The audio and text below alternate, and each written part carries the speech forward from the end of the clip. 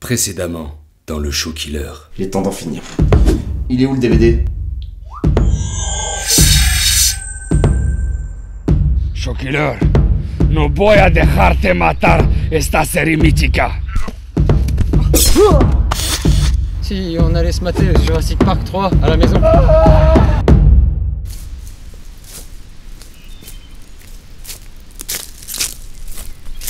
J'ai faim. C'est bon, j'ai trouvé un sandwich. J'ai soif. Envie de faire pipi. C'est bon, j'ai ma tasse meumeux. Oh, le joli papillon. Il m'a mordu.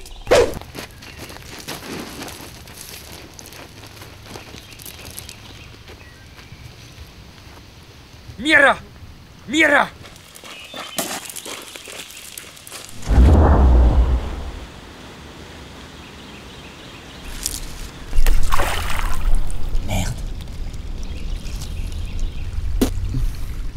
Bon bah Bénédicte. Si quieres Attends. J'ai la traduction juste là. Si tu dois passer, tu dois trouver la beauté. Bon bah... On y va hein. Vous le savez sans doute, il y a d'excellents...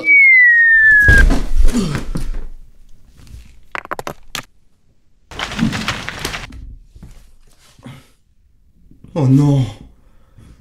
Oh non.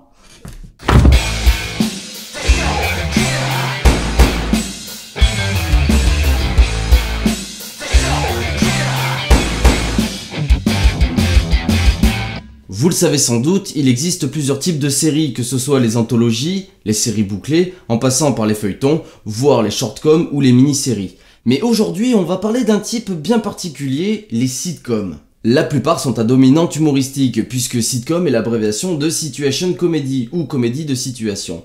Elles sont caractérisées par une durée allant de 20 à 30 minutes, une récurrence de lieux limitant les coûts de production, et des rires enregistrés utilisés à outrance.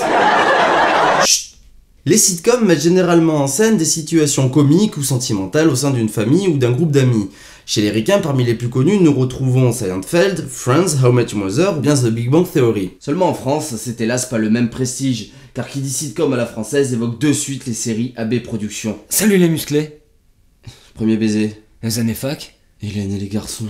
Hélène et les garçons. Les vacances de l'amour. Premier baiser. Les filles d'à côté. Les nouvelles filles d'à côté. Et vous avez ça. La philo selon Philippe. L'école des passions, sortie en 96 sur TF1, est une série créée par Jean-Luc Azoulay, le cofondateur d'AB Prod et créateur d'Hélène et les garçons et de Premier baiser, ainsi qu'Ariane Carletti. Bah si, Ariane du Club Dorothée. Rappelez-vous.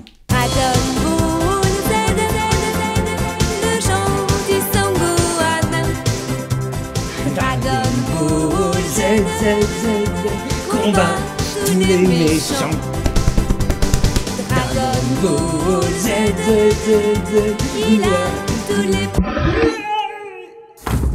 Avant toute chose, je vais traiter cette série en 3 points importants. L'histoire, les personnages et le thème abordé. Pour commencer, l'histoire.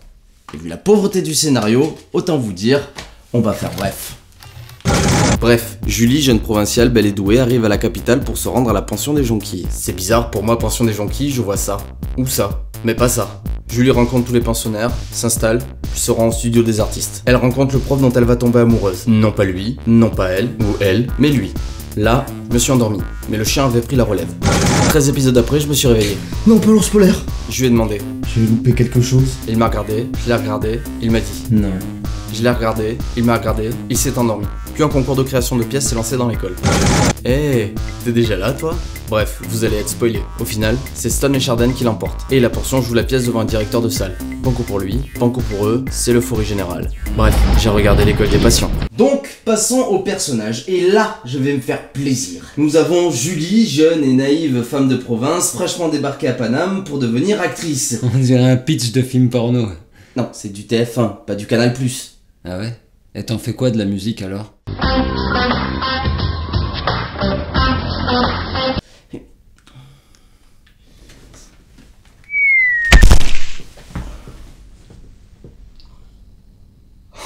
comme Julie est l'archétype de l'ingénue, elle va rien piter de l'impact qu'elle provoque chez la jante masculine célibataire ou en couple. Que ce soit le bellâtre Benoît, jaloux et possessif, sorti tout droit d'un boys band de seconde zone, enfin un boys band quoi, qui va passer le plus clair de son temps à harceler et à baver sur Julie. Ce mec dans la vraie vie, il aurait déjà une bonne dizaine de mains courantes à son actif. Cependant, Benoît est certes un peu encombrant, mais il reste toujours plus ou moins gentil et courtois. Je parle fort à cause d'une salope, t'es véritablement une salope? Mais comme un malheur n'arrive jamais seul, Julie va faire la rencontre d'un véritable psychopathe, Christian. C'est le mec vraiment creepy par excellence qui lui mériterait d'aller en tôle. Il passe son temps à semer la discorde au sein de l'école. Ensuite vient le tour de Rémi Ferrand, le charismatique prof de théâtre, qui provoque une montée d'œstrogène auprès de tous ses élèves. Rémi Ferrand. D'ailleurs, sa relation plus qu'ambiguë avec Julie ne va rien arranger à son couple qui bat de l'aile. En effet, sa femme Agnès, comédienne ratée, est en perpétuelle crise d'hystérie ponctuée par des spots pour L'Oréal. L'Oréal, parce que je le joue bien. Sans oublier Madame Arlette, la maquerelle de la pension qui passe son temps à parler toute seule. Moi aussi j'ai beaucoup à faire, hein. Il faut que je fasse les courses, que je passe les commandes pour la semaine. Et son kiff ultime, c'est d'hurler au téléphone. Julie, téléphone, c'est Christian. Je vous passe une batterie de personnages secondaires sans aucune saveur. Ah si, y a Rita, la Miss Poum Poum Short. Cadeau. Elle te rend dalang dalang dang quand tu mets son poum poum short. Et ton problème c'est simplement qu'elle s'en moque, elle me rend dingue quand elle boit dans son short. Nous avons aussi Laurel et Hardy, les auteurs maudits qui ont la faculté de parler uniquement en stéréo. Bon, allez-y les Dupont là. Un secret, c'est un secret. Ok, faites comme si on n'avait rien dit. Il l'a lu. Coucou les jolis. Salut les acteurs. Il ne manquait que les comiques. Enfin, je terminerai sur Momo, jeune banlieusard, rappeur à 16 heures. Pour les filles de cette école, les marquises et les disques, qu'importe, moi j'en raffole de ces futures vedettes, futures starlettes, rêve de Scarlett, certes, hein, mais elles me prennent la tête. Mais Momo a également la faculté inexplicable et inexpliquée d'être toujours là où il faut, quand il faut, et de tout savoir faire. Une sorte de caméléon, le mec. Oui, Momo c'est tout. Voilà, tout marche. Attends, Momo c'est tout. Alors Momo c'est tout. Ah oui, c'est vrai. Pour parler du thème abordé, je vais essayer de rester calme.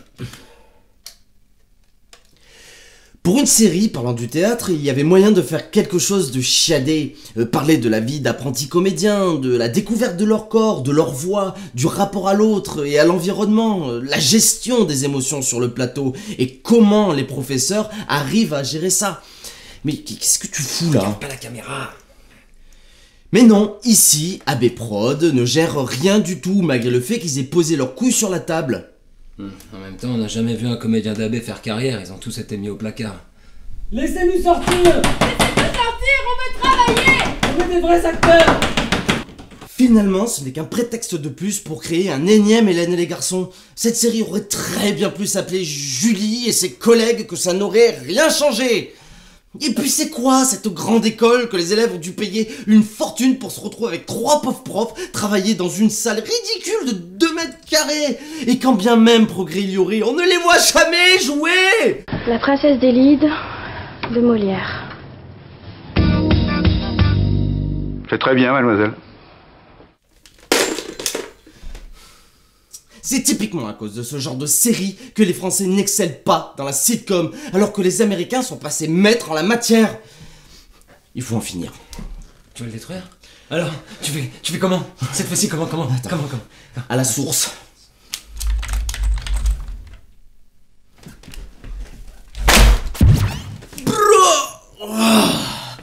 Oh, je m'en ferai bien un autre, là. Ben, si tu veux choisir ce que je vais mater la prochaine fois, lâche un com'. Et abonne-toi!